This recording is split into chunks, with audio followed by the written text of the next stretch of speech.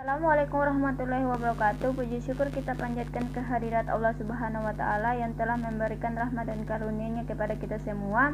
Tak lupa pula kita haturkan salawat beserta salam kepada junjungan besar Nabi Muhammad SAW yang telah membawa manusia dari alam kegelapan menuju alam terang benderang.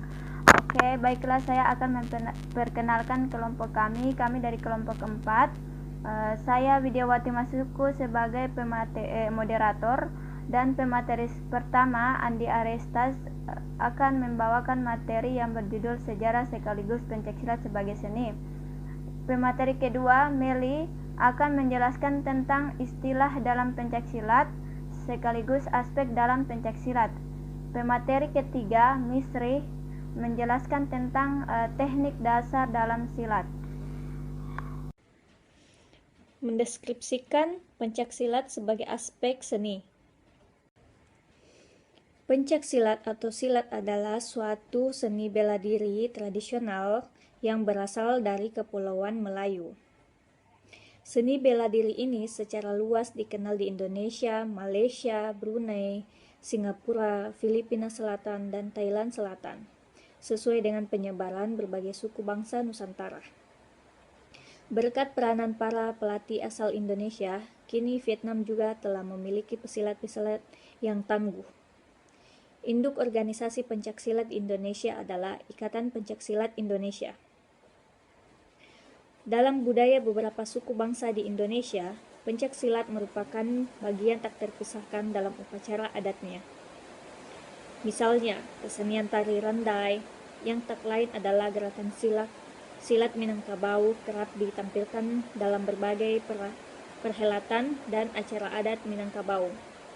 Dalam proses pernikahan adat Betawi, terdapat tradisi palang pintu, yaitu peragaan silat Betawi yang dikemas dalam sebuah sandiwara kecil.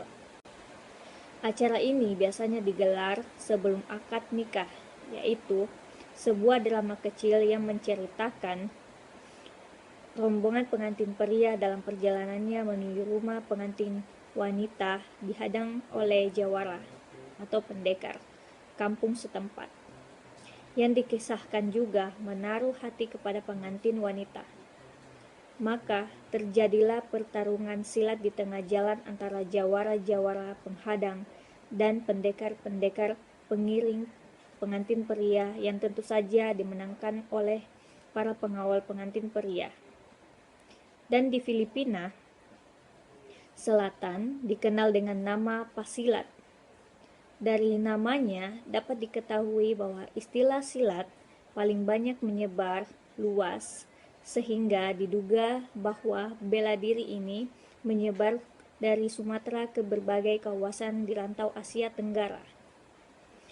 Tradisi silat diturunkan secara lisan dan menyebar dari mulut ke mulut, diajarkan dari guru ke murid, sehingga catatan tertulis mengenai asal mula silat sulit ditemukan.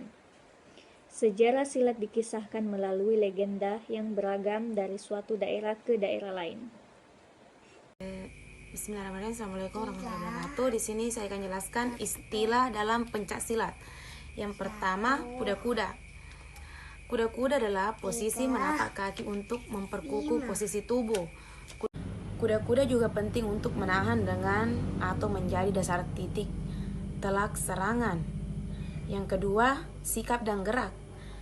Pencaksilat ialah sistem yang terdiri atas sikap dan gerak-gerak pergerakan ketika seseorang persilat bergerak ketika bertarung. Sikap dan gerakannya berubah mengikuti perubahan posisi lawan secara berkelanjutan. Yang ketiga, langkah.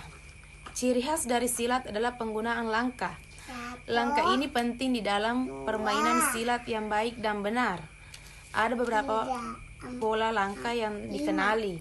Contohnya langkah 3 dan langkah 4. Yang kelima, buah. Buah pencaksilat memiliki macam yang banyak dari teknik bertahan dan menyerang. Secara tradisional, istilah teknik ini dapat disamakan dengan buah. Pesilat biasa menggunakan tangan, siku, lengan, kaki, lutut, dan telapak kaki dalam serangan. Yang keenam, jurus.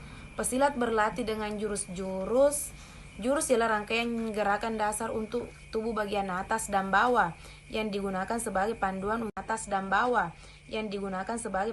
untuk menguasai penggunaan teknik-teknik lanjutan pencaksilat. Aspek dalam pencaksilat.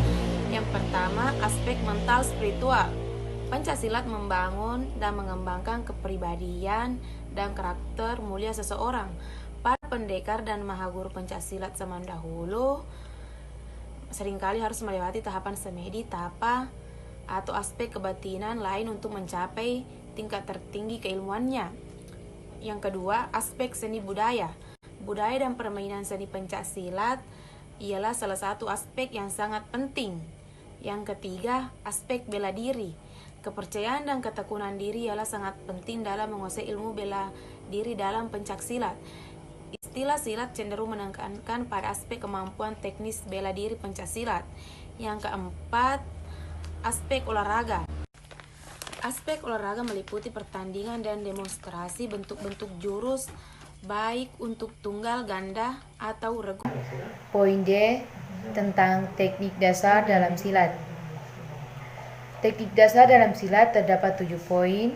Poin pertama yaitu kuda-kuda. Teknik kuda-kuda pada pencaksilat terdiri dari 6 posisi yaitu kuda-kuda depan, kuda-kuda belakang, kuda-kuda tengah, kuda-kuda samping, kuda-kuda silang depan, dan kuda-kuda silang belakang.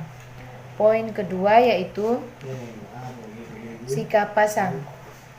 Terdapat 4 sikap pasang yang ada dalam pencaksilat, yakni pasang 1, pasang 2, pasang 3, dan pasang 4. Poin ketiga yaitu latihan langkah. Latihan langkah kuda-kuda silat menggunakan 8 arah mata angin. Terdapat 8 gerakan yang dilakukan dalam latihan langkah kuda-kuda silat menggunakan 8 arah mata angin. Poin keempat, pelalangkah. Ada 6 pelalangkah dalam teknik pencaksilat yaitu pelalangkah lurus, pelalangkah zigzag, pelalangkah ladam atau huruf U, pelalangkah segitiga, pelalangkah huruf S, dan pelalangkah segi 4. Poin kelima yaitu pukulan. Terdapat 4 pukulan dalam pencaksilat ini yaitu pukulan lurus, pukulan bandul, pukulan tegak, dan pukulan melingkar. Poin keenam, tendangan. Setidaknya terdapat 4 tendangan dalam pencaksilat yakni tendangan lurus ke depan, tendangan melingkar, tendangan berbentuk huruf T, dan tendangan samping. Poin terakhir yaitu poin ke-7, tangkisan.